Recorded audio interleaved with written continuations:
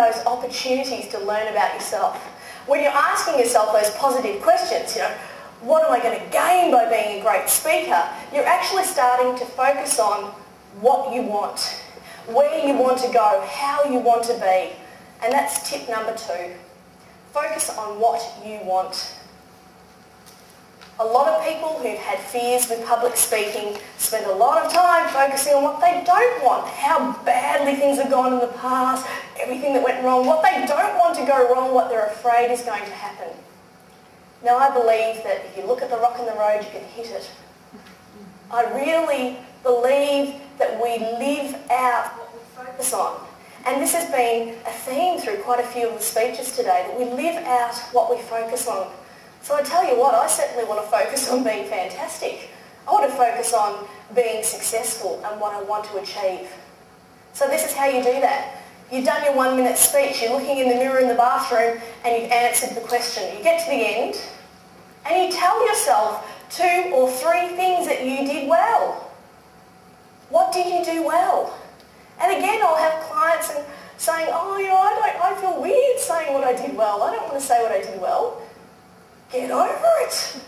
Get over it. I was watching the other night when Roger Federer broke off the court.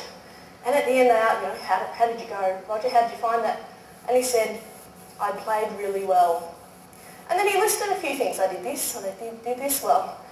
And I bet that he could tell you every single thing that he did well in that game. He wasn't embarrassed, and it wasn't embarrassing. It's about knowing who are you as a speaker and what are you doing. That's really good. And so then we can work on that as a base. We want to focus on what do we want to be like and how do we want to be. Find someone who speaks like you want to speak and copy them. Pinch the good things they do. You can do that. I do that. All the time. Nerves are incredibly destructive things, and when we focus on what we want, tip 2, it actually helps us to reduce our nerves. And there's a whole lot of techniques and tools out there. Breathing, positive powerful anchors, state change control, preparation planning. These are not secret skills being kept from you. These are things that you can learn if you're willing to put in the time and the effort to be a great speaker. And if we control our nerves and our speaking skills improve out of sight. And another thing that improves out of sight when we control our nerves is our voice.